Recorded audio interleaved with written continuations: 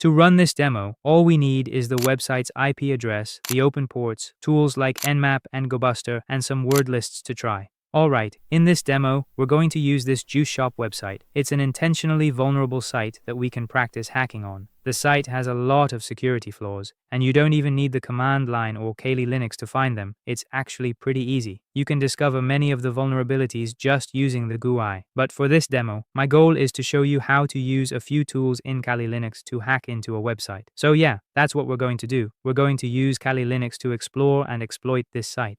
So let's start with the first step. We need to figure out the IP address of the website. This part is pretty simple. All we need right now is the domain name, which we can see here. We use the ping command followed by the domain name. Once we do that, the terminal returns the IP address associated with the domain. Let's just note down the target IP address.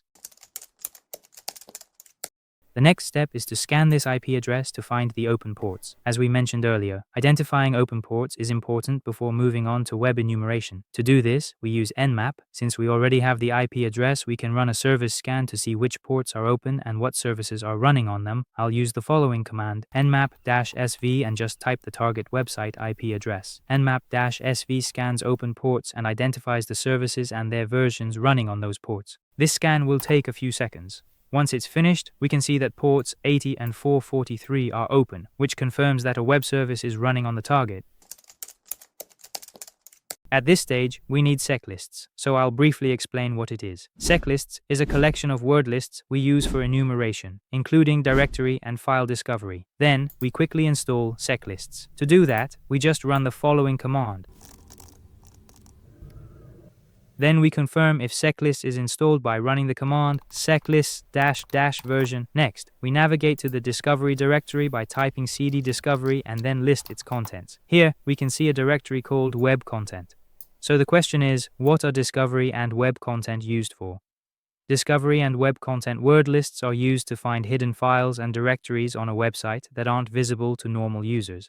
The next step is to navigate to the web content directory. This folder contains different word lists that we can use for web content discovery. Inside this directory, there are several files, each designed for different use cases. Some are small and focused, while others are much larger and more comprehensive. One of the most commonly used files here is common.txt. This file contains a list of common directory and file names that are often found on websites, such as admin panels, backups, configuration files, and other standard paths.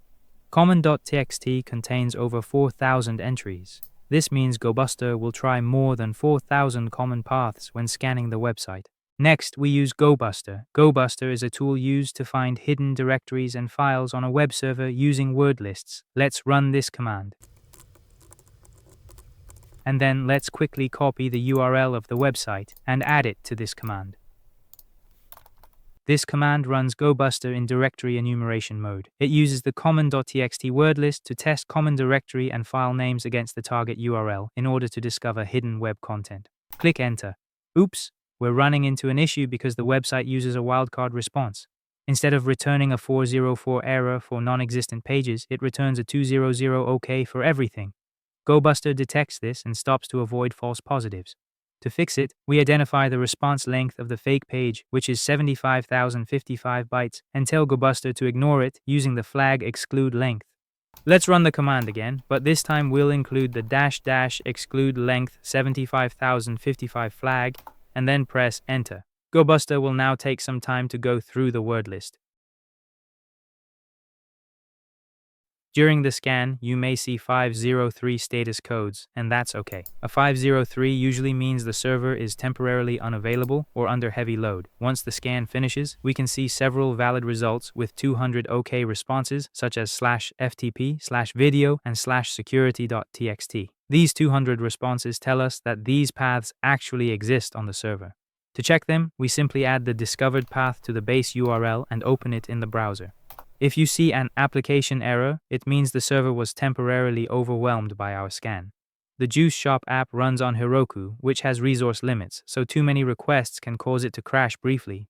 We just need to be back in a few minutes. A few moments later. Okay, now that the site is back up, the next thing we're going to do is add /ftp to the base URL and press Enter. As you can see, the page loads successfully and we're presented with a directory and file listing. This is already a big red flag. We can see several highly sensitive files that should never be publicly accessible. For example, incidentsupport.kdbx appears to be an encrypted password database which could potentially contain credentials for other systems. We also see package.json.back, which is a backup configuration file that reveals exactly what software and versions the application is using, making it much easier for an attacker to look up known exploits. There's also coupons 2013.md.back, which is another backup file that may contain old or forgotten data that was never meant to be exposed. This is a clear example of a sensitive data exposure vulnerability. The server should not allow anyone to browse internal directories or access backup and configuration files through a web browser. Now, let's add /video to the URL. When we do that, a secure video that isn't meant to be publicly accessible appears here.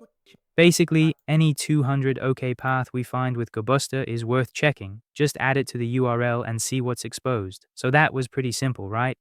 To wrap up, in this video, we first found the website's IP address and checked the open ports using Nmap. Then we Gobuster to explore the site, and we also used seclists for the word list. I hope this video was helpful.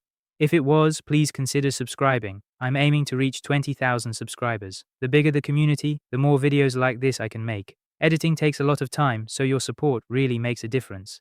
Thank you so much for watching.